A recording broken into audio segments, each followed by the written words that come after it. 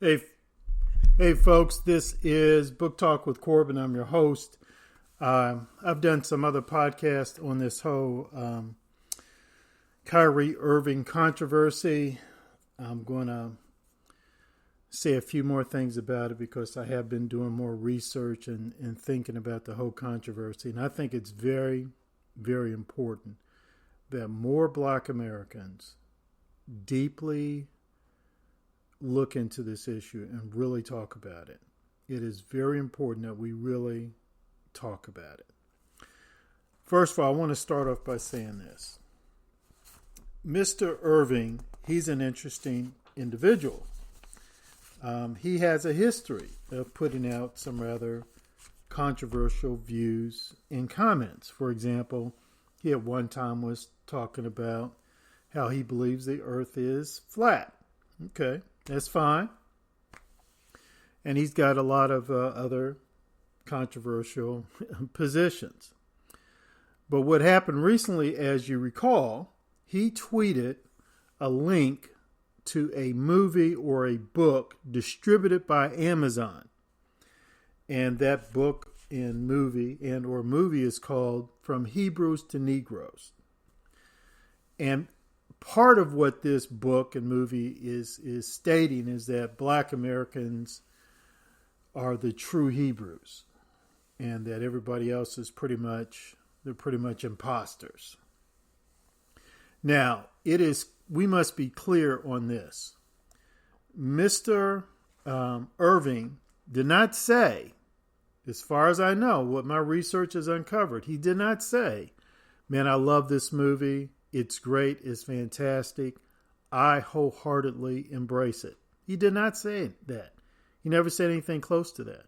He did not even say, when he tweeted out this link, hey, watch this movie. It's fantastic. It's great.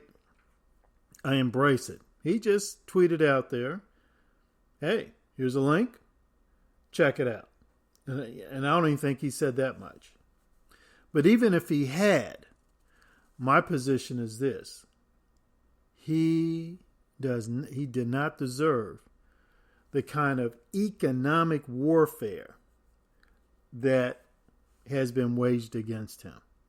And he also did not deserve being mischaracterized as an anti-Semite or someone who hates Jewish folks. Both of that is wrong. And the economic warfare stuff, I mean, that's just overstepping your bounds. But I really think a lot of what I'm seeing here is just a flat out disrespect for Kyrie. Just flat out disrespect. Here you are stating that, oh, Kyrie, he's put out he's supporting or endorsing this anti-Semitic movie or book, and he's wrong, and we need to take money from him, and we need to suspend him. And some people within Jewish circles are even talking about completely throwing him out of the league. That is economic warfare, folks. That is economic warfare. We've not only see it with Kanye West. I think now he calls himself as Ye, but you've seen it against some white folks, like this guy who started this pillow company, and he's a conservative. And they've tried to do everything possible to destroy that man's company. We don't like his views, therefore we're going to destroy his company.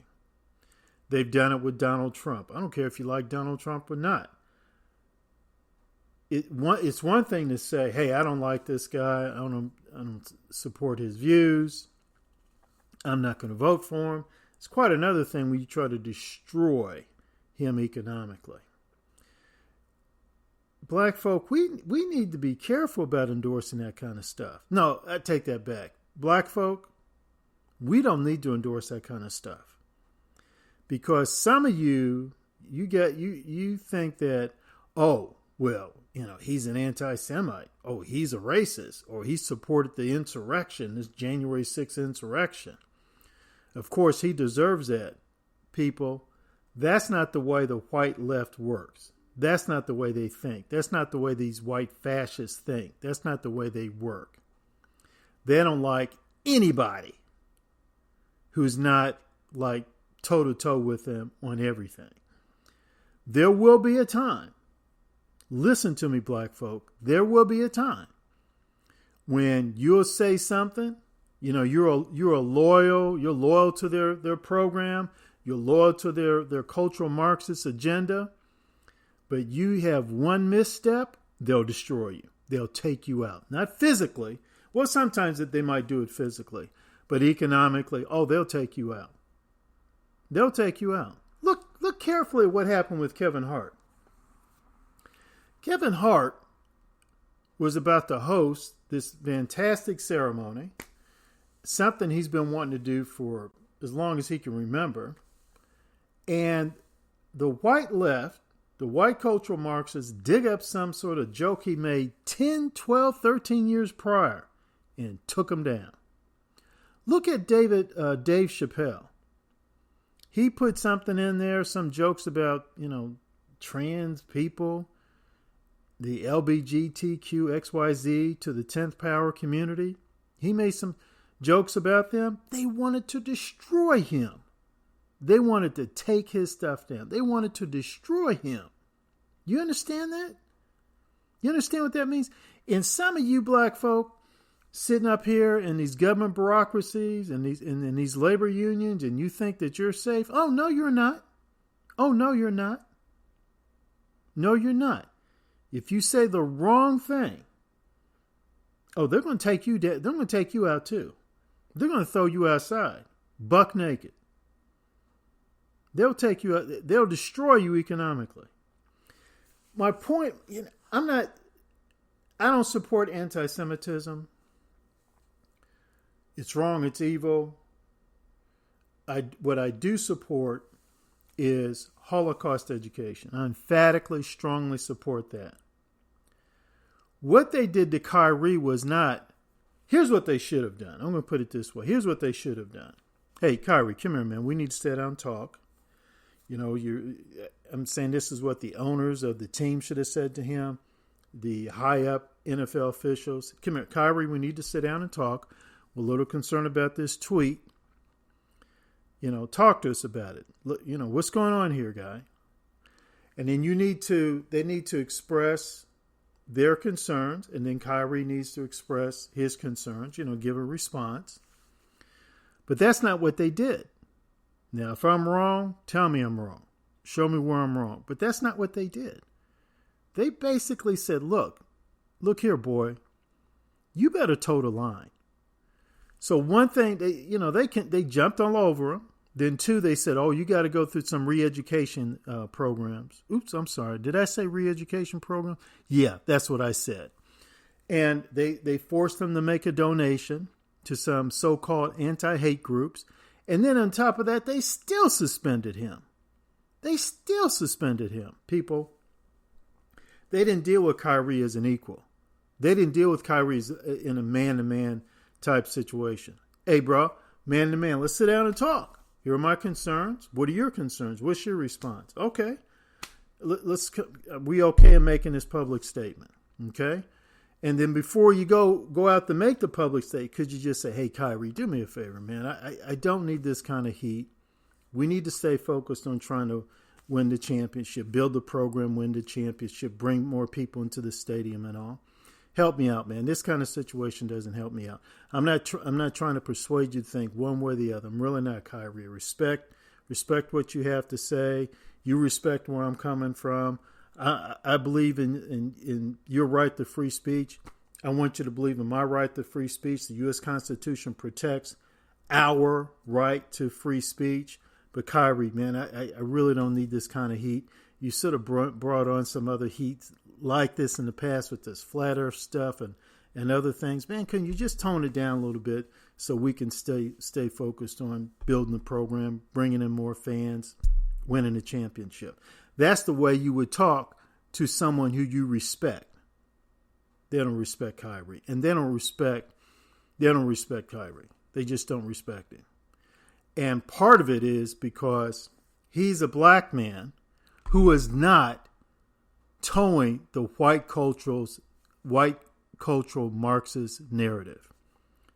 Now, if he had tweeted out, hey, a movie on Planned Parenthood, and it was a glowing documentary on Planned Parenthood, oh, they wouldn't have had a problem with it.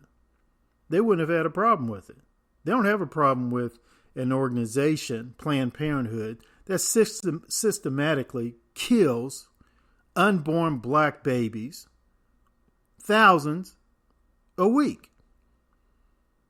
Oh, no, he would have been fine if he had done that, if he had said that. But he didn't say that. He says something that's outside the white cultural Marxist narrative.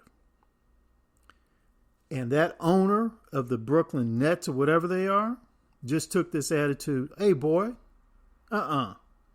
just slapped his hand like he was a little boy reaching for a cookie before dinner time. Smacked his hand. They didn't show him any respect.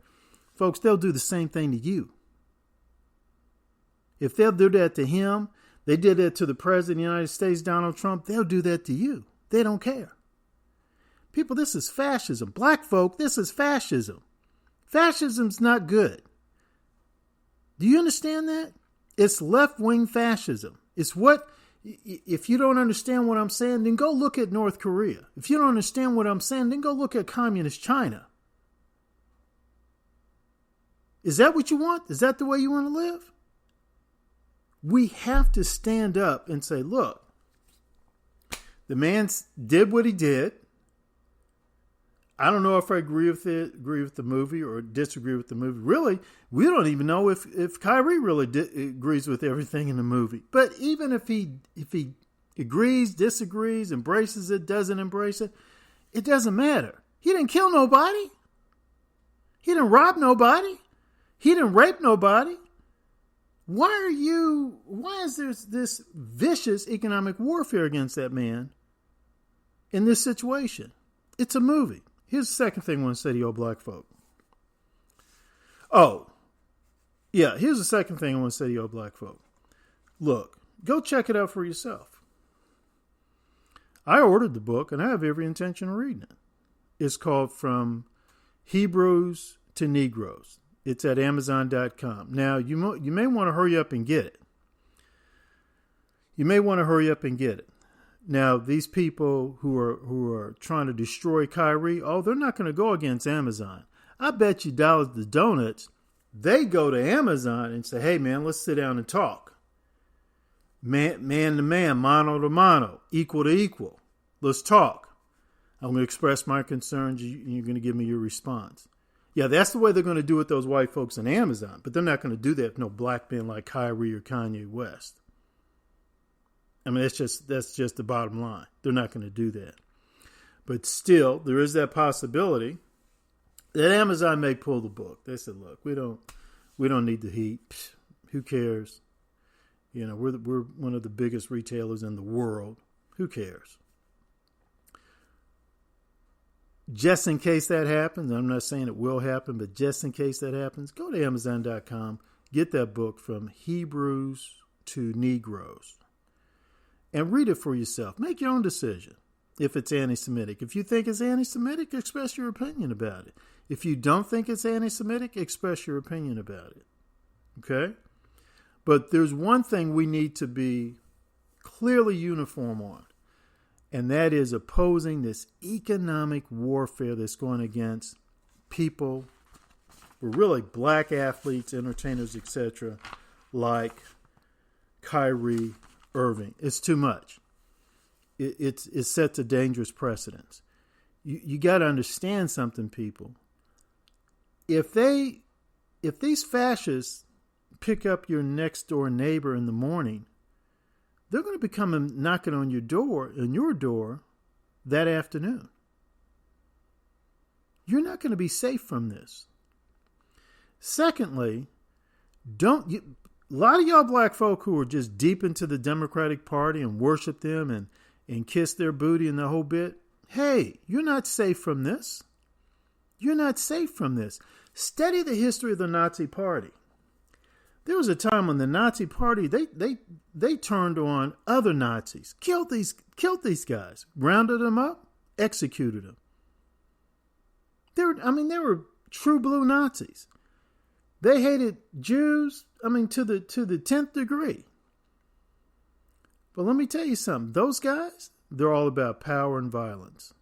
They turned against their own. They'll turn against you. Don't think they won't. Again, study the history of the Nazi Party. You'll see what I'm talking about. Don't take my word for it. Check it out for yourself. These people are not to be trusted. It's one thing to say, hey, Kyrie, I disagree with you. Or it's another thing, well, Kyrie, you're making a few points. First of all, Kyrie didn't say anything. Really didn't say anything about the movie. Secondly, so what we're really talking about is the movie. So, it's okay for you to express your opinion one way or the other about it. But for Kyrie to undergo this kind of economic warfare, oh no, that's too much. You need to be suspicious of that. You definitely don't need to be supporting it. Check out on YouTube Dr. Boyce Watkins, and he has a great talk about this. He has a great take on this. And, that's my position. What I just stated to you, that's pretty much my position. And I'm now speaking to people like Kanye West and Irving and others. I think like Nick Cannon. Look, guys, when you make statements, look, let me put it to you this way. Get yourself in a financial situation to where if anyone comes up against you, you can weather the storm. It's just like people who live on the coast, like in Louisiana or Florida. They don't wait until the storm's like 15, 20 minutes away before they start putting in protection against the storm. They do that long beforehand, okay? It's one reason why they buy insurance, flood insurance, and that kind of stuff. You black folk, you black entertainers, you black millionaires, you artists who making good money, making great money, and God bless you for doing that. Look, you need to start getting yourself some quote-unquote insurance now. You need to start battening down the hatches now in anticipation of the time when they come after you. And God only knows when they might come after you over what. But they will. It will happen. If you talk long enough in public, just talk long enough in public, it will happen. I'll never forget when I was looking at this thing, Nick Cannon, he does this thing, I think out of Howard University, and he brought in Professor Griff. And I was listening to the interview, and I think some points are interesting, other stuff wasn't so interesting. Some stuff I agreed with, other stuff I didn't agree with. It was okay. And, always, it's okay. I've been meaning to buy some of Griff's stuff and read more of his stuff, but, that particular interview is okay. Next thing I know, these folks are talking about like they wanted to lynch Nick. I said, what did that man say? What did he say? I had to go back and look at the interview again. I'm like, wow, what did he say? Did I miss something? Did he say, hey, I'm going to go kill every Jewish person I see, or Jews are devils, or what? What did he say? People, it didn't take much. It didn't take much. It didn't take much at all. Look what they do to Farrakhan. I don't agree with a lot of what Farrakhan says. I really don't. But to take him off Twitter and things like that, no, folks, that was an attempt at economic warfare. The thing you got to understand with people like Farrakhan, the Nation of Islam, they anticipate, hey, they're going to come after us, so let's sort of quote unquote put some insurance in place in anticipation of that. That's what other black folk need to do. You better. Because these white folks now, whether they atheist, agnostic, Jewish or Christian, if they are of the what I call like the cultural Marxist left, or if they're leftists, man, it's just a matter of time before they come out on you. Dudes, let me tell you something. Think about this. Are y'all familiar with Desmond Tutu? T-U-T-U, died recently, great brother. And I have a very strong history with him. I'm the co-founder of the Bishop Tutu Refugee Fund. I started that in June 1985 with his daughter, his middle daughter, Nontombi. And I'll never forget one time Tomby and I were out doing college speaking engagements. We often did. And she was telling me, Corbin, I want to tell you now, there are a lot of people saying that my father's anti-Semitic. I just want you to be aware of that because I know you're going to get really angry about that. And I'm glad she warned me because I would have hit the roof. Desmond Tutu, anti-Semitic? What the hell's wrong with you? What do you mean by that? That's ridiculous. They call that man anti-Semitic. Folks, I'm telling you, check things out for yourself. I don't know if that movie, from Hebrews to Negroes is anti-Semitic or not, because I haven't read it. I haven't seen the movie. I haven't read the book. But I'm going to. And I will express my opinion to you if I think it's anti-Semitic or not, or has some anti-Semitic parts in it. Now, I'm going to tell you right now, if they are Holocaust deniers, I'm definitely going to condemn that. That's about as dumb can get. But, hey, at the same time, I haven't seen the movie. I've seen the movie. I've read the book. I'm going to. And I'm going to express my views about it. Only thing I'm saying to you is check things out for yourself. I knew Desmond Tutu. I've traveled to South Africa several times. I had, lunch, dinner. I stayed in his home for weeks. I was there. I know that man. So I was there directly with the source. And they called him, he was called anti-Semitic. He was called anti-Semitic. I knew there was nonsense. So I learned, that's one example where I learned, hey, when they're attacking somebody, when anyone is under attack, I have a tendency, let me find out what this person actually said, word for word. I don't want any editing. Let me check out what this person has written. Let me check out this person's speeches. Let me check out this person's tweet. And in this particular situation, I was determined, let me see what this young man actually said. And let me see for myself, read for myself what this book from Hebrews to Negroes is all about. Check things out for yourself, folks. Don't just blindly take someone's narrative. Check it out for yourself. And I've done that. I've done a lot of research, and I'm telling you, this is overreach. If certain people, if the owners of the basketball team, the NBA officials, and some Jewish organizations, if they had some real respect for that brother, their attitude would be, hey, man, can we sit down and talk? Mano to mano, man to man. We're not here to chastise you, beat you up or anything. We just want to express some concerns we have, heart to heart. We want to have a heart-to-heart discussion. And if you got some concerns, you want to say something to us, hey, we're here to listen. We're here to look. We're asking you to listen to us, and we're here to listen to you. It's an opportunity to build a bridge. It's an opportunity to form a relationship. Okay? But when you try to destroy somebody economically, when you try to take money out of their pocket, you're not trying to develop a relationship. You're trying to destroy them. You're trying to dominate them. You're trying to control them. And that is not an effective way to battle what you might perceive as anti-Semitism, at least in that individual, in his life. That's just not an effective way to do that. Now, I'm not trying to tell the Jewish community how to battle anti-Semitism, but I am going to express my opinion. In this particular situation, you're blowing it. You're blowing it. That's not the way. That's not the approach to take. I would say that with Nick Cannon as well. Hey, just say, hey, Nick, let's have a discreet meeting here, man. Mano to mano, brother to brother. Heart to heart. Let's have a talk. Nick may come out and say, oh, wow, I learned something. I learned something. That's the way to do it. Now, not to go after that man and destroy that man the way you did. Now, well, that's what I got to say. Black folk, you better get yourselves together. You better get yourselves together because it's coming. This stuff is not going to stop anytime soon. Secondly, black folk, go read that book for yourself. Make your own decision. And I'm saying to Jewish folk, come on, man. Brothers and sisters, please, come on. There's got to be a better way. There is a better way. There is a different way. And maybe you're already doing it. Maybe it's just not out there in public. But I think sometimes you need to make it public. You need to issue statements saying, you know what, we're concerned about this movie and this book.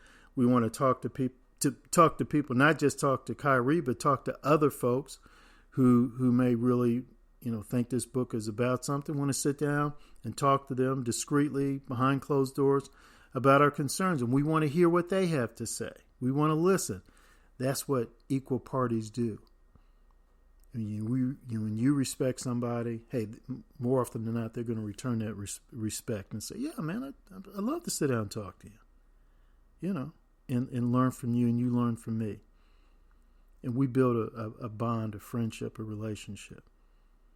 That's the most effective way to do it. That is the most effective way to do it. Hey, guys, this is Book Talk with Corbin. I didn't talk about a particular book other than it's called From Hebrews to Negroes. It's available at Amazon.com. I have not read it yet. I'm looking forward to reading it. And when I do, I'll let you guys know what I think of it.